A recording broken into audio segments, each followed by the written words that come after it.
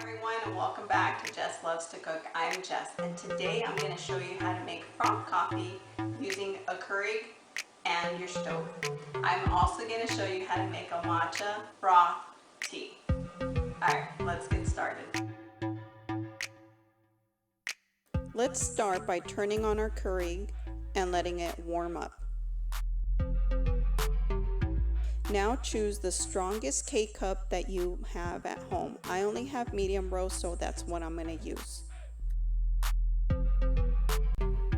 Put your K-cup into your brewer and then make sure you hit strong and only brew a 4-ounce cup. I'll explain why further up ahead.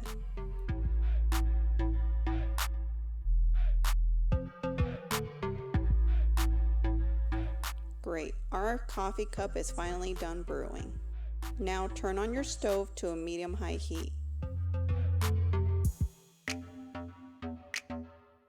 Pour your coffee into your saucepan and place your saucepan on your stove. Okay, now we want our coffee to simmer as much as possible because we want to get rid of as much liquid as possible. See, with the instant coffee, you're adding liquid to make that froth. Here, we're trying to take away the liquid but still keep our coffee strength strong. So that's why I asked that you only brewed a 4-ounce cup instead of an 8, 12, or 10.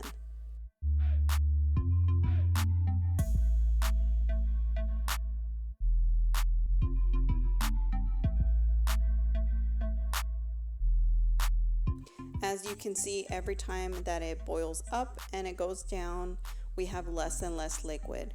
And we're aiming for about 1 ounce of coffee in our saucepan.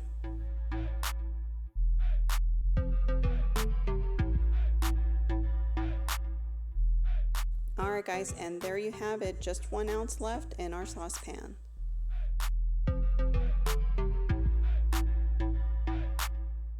Now take your coffee and place it into a bowl.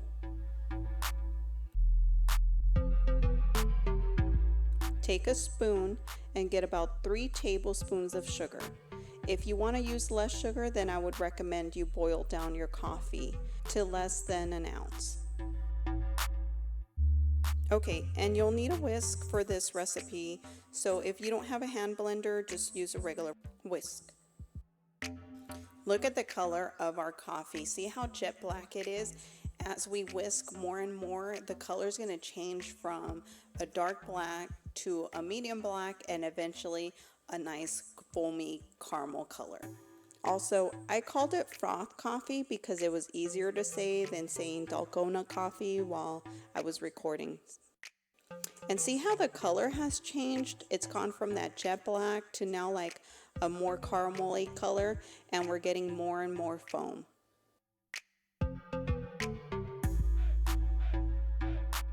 So my coffee wasn't foaming very much anymore, so I checked the bottom and I saw that I still had a lot of coffee. So I added another tablespoon of sugar, and that automatically started making more foam. Look at that color. It's so caramely, so rich, so foamy looking. We're almost there, guys. Almost to our final product. As you can see, there's no more coffee at the bottom of the bowl. We're all foam now. I just wanted to show you the bottom. See how there's no more liquid at the bottom? It's all foam. Okay, time to prep our cup of coffee. Get a nice pretty cup. I got this really nice glass coffee cup. I'm going to be using almond milk. You can use whatever type of milk you prefer. And then fill up your cup about 2/3 of a way. And you wanted to leave some room for the froth. That's why I said 2/3 full. Now take your froth and pour that over your cup. Doesn't that look so delicious and yummy? And I didn't do it here, but you could have added a pinch of cinnamon on top and make it nice and fancy. I didn't do it while I was filming, but I did it after the fact when I took the picture. Here I'm going to be making the Froth Matcha Tea, and we're going to start with a medium-high heat.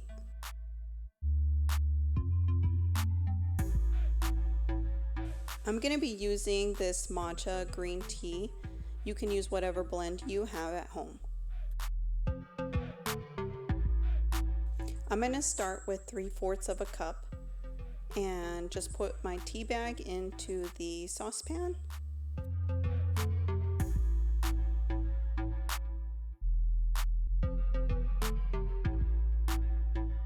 And now we're just going to wait for it to boil and for it to also evaporate some of that water, where we can still keep the tea strength but lose some of that liquid.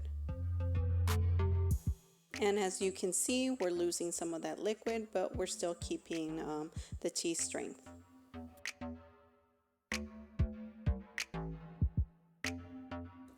Alright guys, we're almost there. Again, we just want like an ounce of liquid. Alright guys, we're almost there. As you can see, the liquid is evaporating and we just want to have 1 ounce of liquid left. Okay, and we're going to repeat the same process that we did for our coffee and pour your tea into a bowl. Then get about, I did 1.5 tablespoons. I was trying to do less sugar on this one, but I noticed later that I needed the full 2 tablespoons.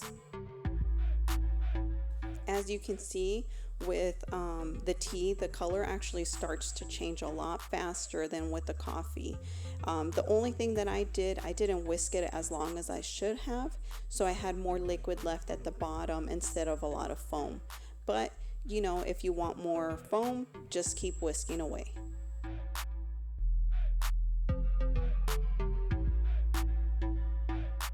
Okay, so this is how I prepare my tea.